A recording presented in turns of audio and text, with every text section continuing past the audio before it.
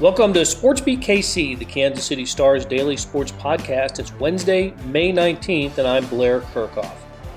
For more than a year, interviews on this podcast occurred via a Zoom call or over a phone. The rare exceptions were when we talked to a fellow Star reporter or columnist sitting at least 6 feet apart. Today's podcast returns to the in-person interview, and I couldn't be more delighted. Missouri held its annual Tiger Takeover on Tuesday evening in Kansas City at N Pickle. That's up in North Kansas City. That's where coaches and administrators came to town to mingle with fans and get interviewed by the local media. Of course, events like this haven't happened since the pandemic shut down sports and shut in fans.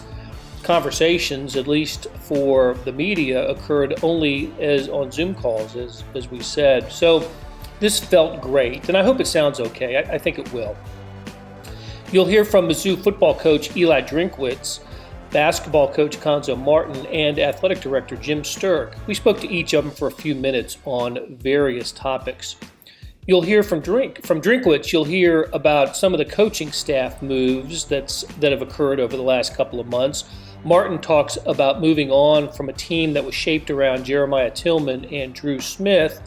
And Sterk speaks to the issues in college football that he's had to consider that didn't exist a few years ago. Also, we asked about such things as vaccinations and name, image, and likeness. There were two others asking questions besides me. You'll hear star columnist Vahe Gregorian, and you'll also hear Dennis Dodd, the national college football writer for CBS Sports, who lives in town. It's always great to catch up with Dennis. And there'll be plenty of background noise as once or twice a server at N Pickle sees if we need anything to drink. So all good. Actually, it was all great. Chatting with the coaches and administrators outdoors, standing there with our recording devices in hand. So let's get started. First, you'll hear from Eli Drinkwitz, and then after a break, Cuonzon Martin, and then Jim Sterk. How much more is on your plate as a coach, just with everything? COVID, NIL, one-time transfer. Is the average coach not an average coach? Yeah, I don't think college football has ever been harder to manage a roster, manage player development. You're talking about things that are outside of our control as far as transfer portal and COVID, but social media, nobody's ever had to deal with the social media phenomenon and recruiting it the way it is. And so it's a handful, but you know what? That's what they pay us for, right? And that's the job. Yeah. So it's still the greatest job on earth. So I want to ask you about having two former NFL head coaches on your staff. I can't imagine there's another staff that kind of. There's one, Alabama. That's it. They've had they only five. got two. Yeah, they've got two. They got two. We got two. So that's it. Not that I know that. Not that I knew that. We talked to you about Steve Wilkes, but I don't think we talked about Scott. Yeah. What is? Tell me, what's his position going to be? Yeah. So he's an offensive consultant. He's really. Yesterday him and I spent about 3 hours just watching red zone offense and working on how we can improve in the red zone. What are some ideas? He spent quite a bit of time with Coach Hamden watching third downs and really learning what we do and how can we make it better. And, giving me ideas and strategies of how we can really take Connor Bazelak's game to the next level and how we can improve Tyler Macon. And there's very specific rules about things that he can't do, but when you're a consultant, he can give us ideas and then we take it to the meeting room. And so, anytime you can get a guy who's got that many years of quarterback development, he's coached college football, NFL football, he's been a head coach. There's just times where you can bounce stuff off of him. He's giving me ideas about how to practice more efficiently, player development. It's just been really good. And then you combine that with Steve Wilkes, a guy who's been a head coach, a defensive coordinator. It's just been, for me, it's a little bit easier to lay your head on the pillow at night knowing that you're covered scheme-wise on both sides of the ball. How far can those guys go? They can't recruit. Can they be? They cannot be on the field. Yeah, they can be on the field at practice and take notes, and they can be in there and watch film with us. But they can't have direct instruction. Well, consultants can't have direct instruction. Steve's obviously our defense coordinator, so he has direct instruction, but can't have any direct instruction. How is a consultant different from an analyst? It's just a sexier name. That's what I thought. Yeah. And how about while we're on the staff, just on Marcus's elevation to assistant head coach? I think it's important to allow people to grow and develop into the roles that they want to be. And obviously one of Marcus's dreams is to become a head coach. And for me, I need somebody who can step in and handle things when I'm not around and have a voice and a say in the football team. And I thought his position last year performed at a really high level, and wanted to do something to tell him thank you for being here and thank you for coaching. And it was a way to promote him and help him grow and give him additional responsibilities and try to take some stuff off my plate. How much do you think you wouldn't have probably drawn up the last year to be the year of making this transition, the last 14 months? On the other hand, though, I'm sure it accelerated some things, and even you as a coach, you look back at it as a year of what? It's probably like having five years of head coaching experience in 9 months, just dealing with all the different things. But I wouldn't trade any of it. I learned a lot, still growing, still developing. Was able to stay true to some of the principles that I believe in and see those things come to fruition. We'll see. Are you different in some way? I mean, maybe you always are, right? But I mean, are you different in some way for the experience of having to deal with it? Yeah, I think you're always trying to grow, right? And experience is the best teacher. And so going through unique experiences helps either strengthen the philosophies that you had or cause you to call them to question and figure out what's new and what do I need to learn. And I think we're always trying to, learn. And I think I took a pretty good self-inventory from last year on what were the things we did really good, what are the things that I've got to fix, and what are more me-based things that I can do to help us win football games. What'd you come up with? Off the record. We got a new staff. There you go. I know. Hey, and I wonder if you can speak to this a little bit. I realize it's kind of delicate and maybe even complicated, but we got the opportunity now for everybody to have their vaccinations. Yeah. I assume you'd prefer your team to all have their vaccinations if you could, but I also assume you can't be heavy-handed. Can you speak to how you're trying to deal with that? I just follow the science, No, there's really no right or wrong way to handle it. We encourage vaccination, but we also understand everybody has choices and decisions to make, and that's really a personal choice and a private choice. And whatever they choose, we'll support. 1 mask, 2 masks, vaccines, I don't know. And do you try to appeal to a team to think about the team in that too, or you try to stay away from that? Because maybe it gets too much into the personal. I think you try to show them what the benefits of the vaccine are, but you also respect people's individual decisions. Yeah. If you thought about, go ahead. I was just going to ask you the name of the gentleman like this. Oh, You've spoken to it a few times, but it's full go. It's happening in Missouri, and unless something drastic changes in the next month or so, it's only going to be in 5 states for the time being. Maybe 6 or 7. I don't know where Arizona and New Mexico I think are. it's 5. Tennessee doesn't go online. I think it's 5. Now 4 of them in the SEC. Right. And you guys are going to be online in August. August 28th. Right. Yeah. Thought about that? Like Alabama. Yeah. I mean, I think about it. We've thought about it quite a bit. We had a phone call today with the upper levels of administration trying to chart out a path. And I think it's an opportunity for the University of Missouri and the state of Missouri to be on the forefront and push the envelope to see what we can possibly do to help our players, take advantage of this opportunity in time. Don't know what that's going to look like. Nobody really knows what that's going to look like. And so I think we get to chart a new course. But isn't that where the fun stuff happens? That's where the magic happens when you're out in front. And until there's national legislation, there's going to be a lot of opportunity for us to take advantage of it in a positive way. And that's what I'm going to encourage our players and push, for us to do is let's try to take advantage of it. And Fred, you never know, we might land a person on the moon or something, Right.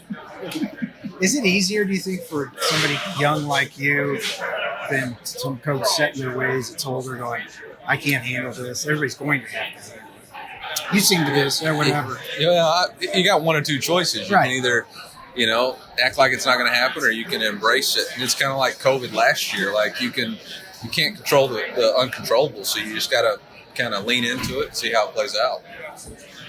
Have you given thought to sitting across the table from some marketing reps someday going, my guy needs more on social, he needs to play more or something like that? That may be a gym thing, but yeah, I mean, I think we have to be careful that we're, like I told our guys today, we want to give them the tools in the toolbox to be successful with using their name, image, and likeness. We don't want to be responsible for building the house. All right. And so we want to be able to train these guys. Hey, this is what you're going to be able to do. This is how you can do it. But they're going to have to be responsible for themselves because, I got 85 players, and I got to be careful on how we utilize each one. Is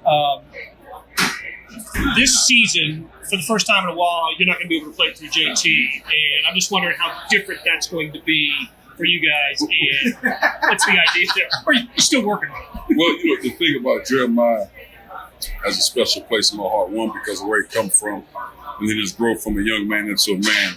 Just a tremendous relationship. And just to see where he is right now, how his life changed, and the maturity, and he's on pace to graduate in December. Probably not in August just because of training and all that, but definitely December. And I think for us, it's really opened the game up. We changed our pace this year, which I really enjoyed. So now you improve your personnel from the standpoint of guys that can make plays off the dribble, better athleticism, more individual scores. So I really like where we are as a program. And that was something we wanted to do with Jeremiah on the floor.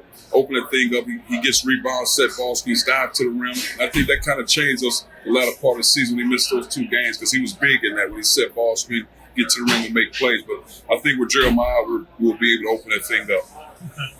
I've been asking a couple of people about this, and I wonder what approach you're trying to take to encouraging players to get vaccinated or not. How much you feel like you can say you should, or how much you feel like you got to walk a line. Just how you're doing that. I just think, I've been vaccinated, so I can speak about me, and I think I would encourage our guys to get vaccinated because I think it's the right thing to do from a health standpoint. But I'm also respectful of each individual space, even though they prospect the student athletes. I still want to respect their space. I understand that. So those are things we'll talk to their parents about. I had one of our guys, an incoming freshman. His parents called me about making sure he get the test. So I think parents understand that. I would imagine how many years ago, same thing, getting the first flu shot.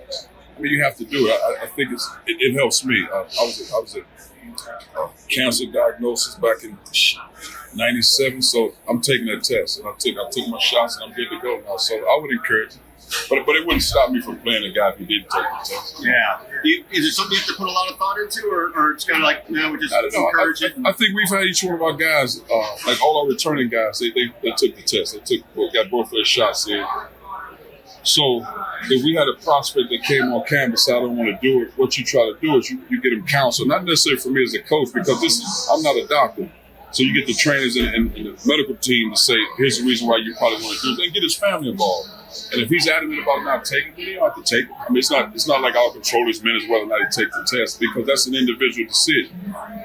There's a benefit to the team, but if he had 85% or something like that, where you guys would have to do lesser protocols? I think so, as of right now. Yeah. And I think a lot of it will be determined how it goes with football, and then obviously trickle down to basketball. So I think that's what it is right now. How much do you have to talk to your guys about name, image, and likeness, and how that's going to impact? Well, we will talk to them about it because it'll pass all our guys off campus now. So when they get back June 7th, we will talk to them about it. Our administration will sit down and talk to them, help them understand. And more than anything, I think our administration has done a good job, and will continue to do a good job to really help them market their brand. I think that is the biggest thing, because now you can profit off your brand. But I think the biggest thing and the plus for me with name, image, and likeness, if guys can create revenue, great. But also it helps that their social platform has to be sharp at all times. But sometimes you're tricky on your social platform, depending on what night or hour it is, and then you post certain things. Well, if you market a brand, that's not the image you want to portray. So I think it's very helpful for me as a coach in doing that, because the things that you've been telling them for so long, now money's involved. Hopefully they'll understand I need to do what Coach said. So I think it'll be very helpful. But the unknown is I don't know how it'll look. 12 months from now, 2 years from now, I don't know how it'll look, because I like to think more than anything that if all student athletes can profit in some way, male and female. You don't want it to be a case where the star football player, star basketball player generating these level of revenues, and then your tennis sports or some of your women's sports not generating revenues. I think that's the issue that we have to get better at in college sports, and hopefully we can do better with that. Are basketball coaches more used to the transfer environment, even with one-time transfer? Everybody's got it for the first time, but you know the numbers. 40% transfer for this more than football coaches, I guess. They're kind of freaking out over this. Well, I think for me, it's been great. Yeah. Because what happened, one, because I'm on the men's oversight committee, so I heard it at least a year or so you knew it was coming. So we were prepared from the standpoint of the staff that it wasn't something that you heard through the grapevine. It's coming. So how do you prepare for it? So when it hit, you look for the guys that you need. And with all due respect, it wasn't like the current guys we ran off the team. We didn't run them out. It wasn't that case. Those guys feel like they want to do something that was better for them. And so it's very helpful for us to get guys we feel like can really improve our team. And so it's worked out great for us. So today, I really enjoy the transfer portal. Today, yeah. Hey, I remember Ronnie DeGray's dad. He was a heck of a player. He played with Cuonzon. Yes, he did. In Colorado. He did. How do you see him? Great addition. Great addition. So you talking about a guy 6'7", 220 pounds in the slash, put the ball on the floor, shot 38% from the three-point line, almost 9 points a game, almost 6 rebounds a game as a true freshman. So very, very excited to have Ryan DeGray. He's a guy, he's a workhorse, he competes, high character guy off the floor. So he brings a lot of things to our program, no doubt. Do you know what the July calendar looks like? Right now, the count, it goes to the board tomorrow. So they'll vote on tomorrow official. Now, kind of off the record, if it goes, you can hear me saying it, but we'll have 3 weekends in July. So 8th through the 11th, I think, whatever the next weekend is, 17th, whatever. So those 3 weekends in July, you'll have those. The last 3 weekends in July. And weekends are like 8th through the 11th, so like 4.5 days, somewhere around there. Yeah. Go ahead, Ash. No, I'm not. Just everything you're saying just makes me think about how much things have changed in the last year and a half, 2 years of your life. It's I think it's you have to stay ahead of the times. What I've always found when somebody says, when I was growing up, they said a guy was old school. What did that mean? Did it mean like when I was playing, they said the guy's old school? What did that really mean? You have to stay ahead of the times, So I think for me, the transfer portal is great. Name, image, and likeness, I think it's great because I was a former athlete. I just don't know how it'll look, and I'm not sure the NCAA and anybody really know how it'll look right now. Not to say they lack intelligence, but you just don't know until everything passes. But I'm excited for it. I'm excited for it now. What we have to all look out for, and whether coaches will say this part or not, I think what it's concerning probably for coaches, how would they look in your locker room? Like, for example, you have a Michael Porter Jr., who's probably a guy that can demand $100,000 from Mercedes-Benz company, whatever it is. Well, if he's in the locker room, some other guys want that too. And that guy can't command it, then now you might have friction within your locker room. It's not as if as a coach, I said Mercedes give Mike this. Because as coaches, we have no say in that. They market their own brand, so to speak. So I think that part will be very delicate, and that's something you have to work out, and you have to coach your team to understand. I didn't make Michael Porter; he made Michael Porter. And that's a real issue. So how do you do that? And how do you maintain a strong locker room and a strong culture? Yeah. What's the state of the NIL bill in Missouri? So it's passed the House and the Senate. It's sitting on the governor's desk. That's right. So he has until June 30th to sign it, I think, something like that. Is it a July 1st implementation? It's an August 28th. Okay.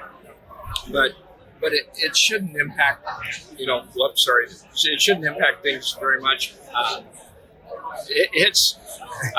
I told people it's kind of like the pandemic. You know something's happening, but you don't know where it's going to end, and so you got to make best decisions as you move forward. And so we teamed up with Open Doors. We targeted a trademark program, and 250 of our student athletes have signed up in there, and so they're getting analyzed as far as what the value of their social media content is and those kinds of things.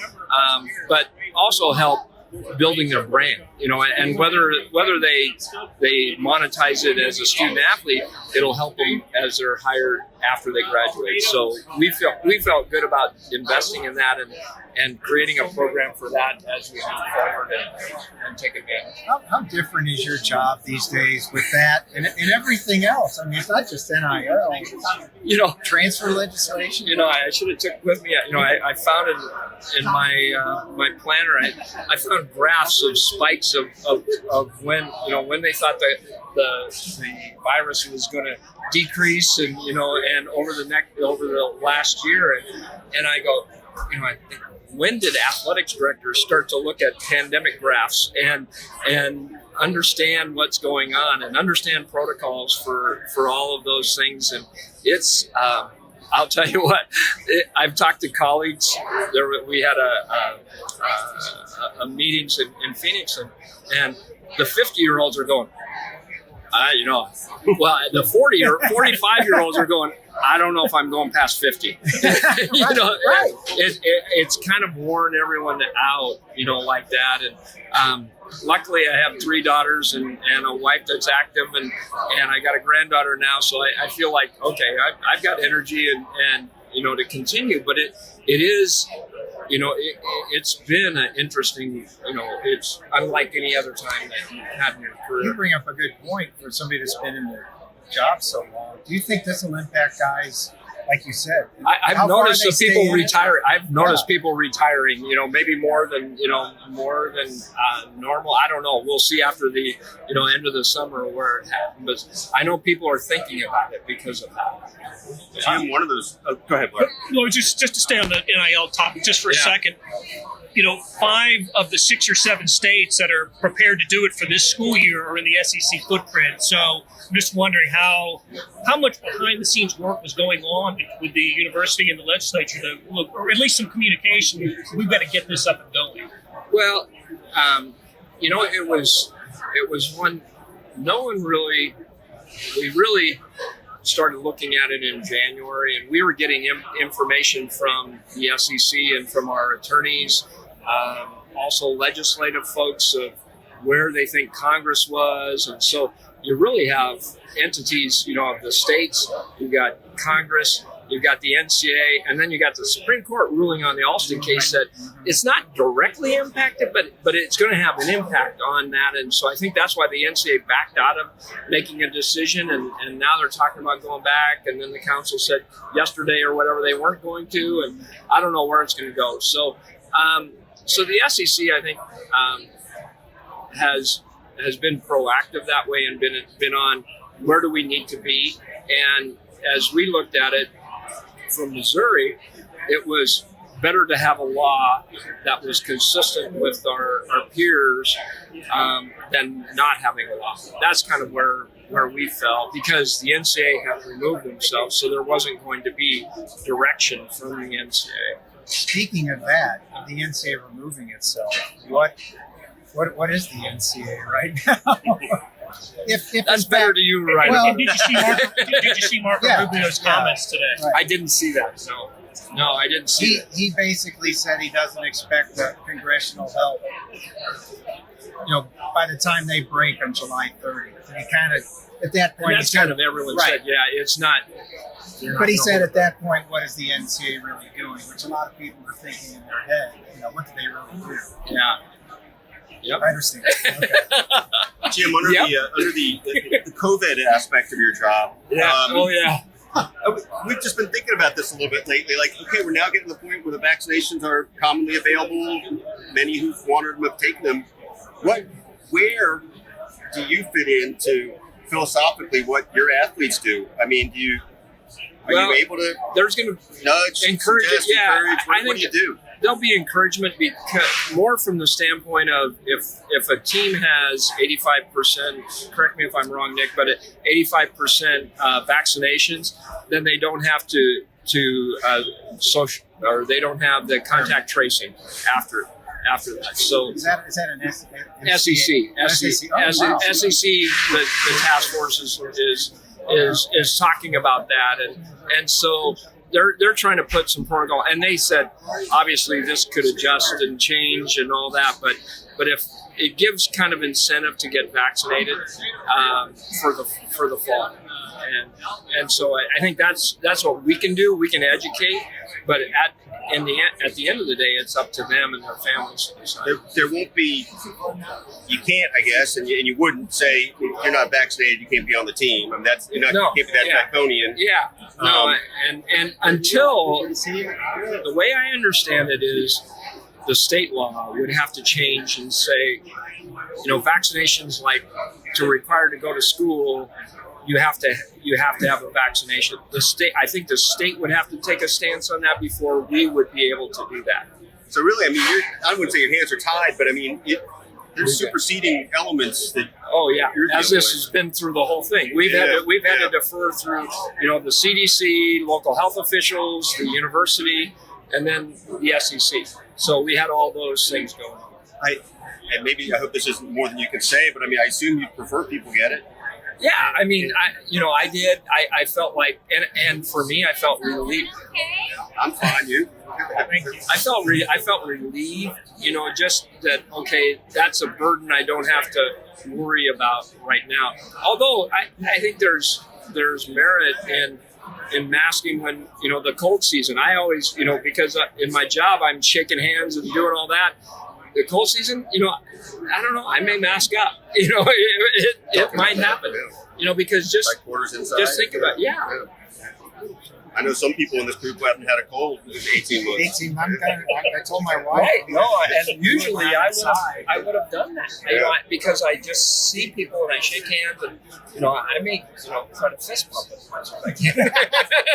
Is that 85% thing for the SEC? Is that out there, or I haven't heard? That's a great question. Nick, is the 85% out there as far as it is? Yeah. It's part of the SEC updates their medical policies about every week, it seems. And it's just for contact tracing. It's not for mask. Yeah, there is a mask element of that too. Okay. We come to you for the important stuff. Yeah. The scientific stuff. Because that falls under your job description. Yeah, sure. That's going to do it for today. Thanks to our SportsBeat KC production staff of Derek Donovan, Beth Welsh, Monty Davis, Jeff Rosen, Chris Fickett, and Savannah Smith. Links to stories about the University of Missouri and this event can be found in the show notes and on kansascity.com. Hey, we got another deal for you. You can subscribe to Sports Pass for 99 cents a month. That's right, 99 pennies a month. Sports Pass is the online version of the Star Sports section. You get all the stories that appear in the print editions of the Star, plus more that appear only on the website. And of course, they all appear first on kansascity.com. So after 3 months, it auto-renews at $5.99 a month unless you cancel. And what a great time to subscribe. Read about what's going on with the Chiefs, Royals, the colleges, our soccer teams, and more. How do you get this? You go to kansascity.com/sportspass2020. That's kansascity.com/sportspass2020. Do you want more than just sports coverage? Check out the entire Kansas City Star product. Sports news, features, commentary, and analysis, the whole thing. You get all the stories written by my talented colleagues, plus additional national news, sports, and business coverage with the e-edition. The details for all of these deals can be found at account.kansascity.com/subscribe. And if you're having trouble hunting down any of the offers, send me an email. I'm at bkirkhoff@kcstar.com. I'll get you to the right place. So whether it's the Sports Pass or the full subscription, you're getting and supporting the best sports and news coverage in Kansas City and helping us produce programs like SportsBeat KC. Really appreciate you listening. We'll be back on Thursday with another episode.